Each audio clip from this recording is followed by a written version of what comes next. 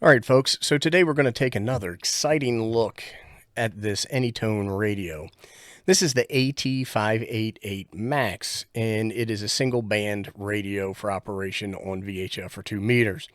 Right now we've got it set for 146520. It has 3 power levels. They're supposed to be 10, 25, and 70 watts. Maybe it's 75 watts. We tested this out, and I did it in another video, and you can check it out there. It was a little low on the low, a little low on the medium, and a little high on the high, if that makes any sense. What we're going to do today is we're going to connect this baby up to a TinySA, and don't worry about seeing that small screen, because what we're going to do is we're going to hook it up to the computer so you can be able to see it nice and easy. And I'll show you how to configure this. Also, we are going to run our signal through what I call the big ass attenuator, and that's going to attenuate 40 dB, and then we're going to attenuate another 30 dB with the little ass attenuator right here. And this is going to connect to the TinySA. Now, let me see if I can find the coax. I found it. This is about 2 feet of RG400, I believe is what this is. It's a very low loss cable, and it should work fine for our needs.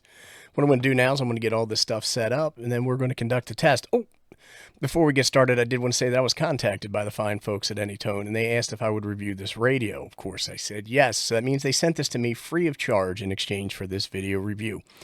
If you are the type of person who is triggered by sponsored content on YouTube, I suggest you go watch some cat videos.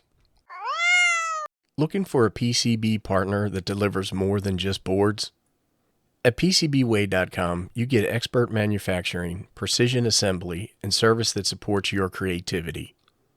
With fast turnaround times, dependable worldwide shipping, and competitive pricing, PCBWay.com helps bring your ideas to life, on time and on budget.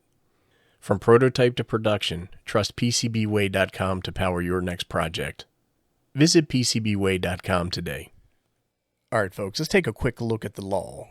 The mean power of any spurious emission from a station transmitter or external RF power amplifier transmitting on a frequency between 30 and 225 megahertz. And that's going to be us, because we are transmitting on 146.52 megahertz. Must be at least 60 dB below the mean power of the fundamental. So that means any spurious emissions need to be 60 dB down. That's a lot. So we're going to test this and see if it says that. All right, so if we jump down here, it says for a transmitter having a mean power of 20 watts or less, this radio on low and medium settings, the mean power of any spurious emission supplied to the antenna transmission line must not exceed 25 microwatts. It must be at least 40 dB below the mean power of the fundamental emission, but it doesn't need to be reduced any lower than 10 microwatts. So 25 microwatts is negative 16.02 dBm. So we're going to set everything up for that now. All right, folks, right here, you should see my screen for my TinySA Ultra, that is. And what I'm going to do is I'm going to put on some glasses. Don't be hating. I know that they're old man glasses, but I can't see anything. So now that I got my glasses on, what I'm going to do is I'm going to come over to my TinySA, and we're going to configure it for the test. So what I want to do is I want to go to the main menu, and I'm going to hit over here something called Measure. When I hit Measure, I'm going to select Harmonic.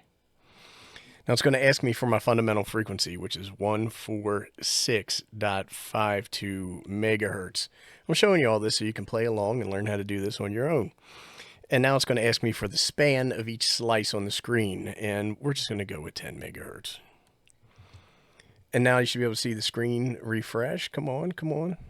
There it is, and you can see that each harmonic of the fundamental, well, the fundamental is all the way over on the left-hand side. Then each harmonic is split with a 10 megahertz slice, which should work fine for us. We have 70 dB of external attenuation, so what I want to do is account for that. So I'm going to go in here, and I believe it's under display. And it's not, but we'll go ahead and draw our line since we're already here, which is negative 16.02 times 1. Now we should see that threshold line that we talked about, and you see it right there. Now, I want to go back, and I want to go to level, and then here's where we set our external gain. Our external gain is set to negative 70 dB, and we're going to go ahead and we're going to set that. Now our TinySA is going to sort itself out. Right now, we are on low power. I can take the glasses off now. We're set on low power, so what I'm going to do is I'm going to key up and see what we see. And right now, I'm keying up. Okay, we've sorted out somewhere around the 39.1 dB. And you can see there's no spurs, and if there were, they'd be below that line. So it is clean as it can be on low power. Let's go ahead and check it on medium power. See if I can figure out how to do this from the keypad.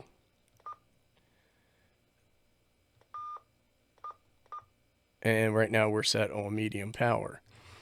So what I want to do is I want to key up, and we're going to see what we see. And we're settling out around 43 dBms, what I'm going to, 42.9, 43, right around there. And we're clean. No issues here at all. Glad to see this so far. Now let's check high power. Now keep in mind, any spurs now need to be 70 dB below. I'm sorry, 60 dB below.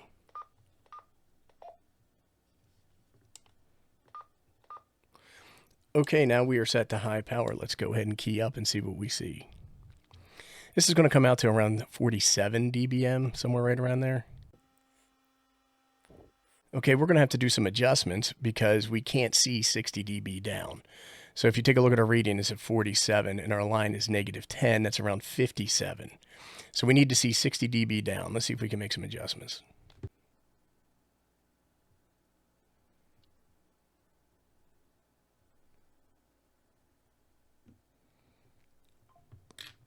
So what I've done is set our resolution bandwidth to around 300 kilohertz. Let's see if this does it.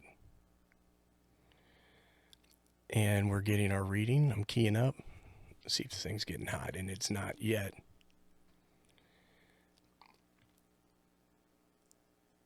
And we're going to call that good. So we're around 47 dBm, and our noise floor is around 20. So that's more than 60. If there were any spurs, we would see them right now, and we are good to go. So we're going to give this radio a clean bill of health. So it passed, and what I want to say is thank you to AnyTone for sending this to me. Thank you, everybody, for watching. If you have any questions, comments, suggestions, or recommendations, go ahead and post them below, and I'll do my best to respond. As always, thank you for watching.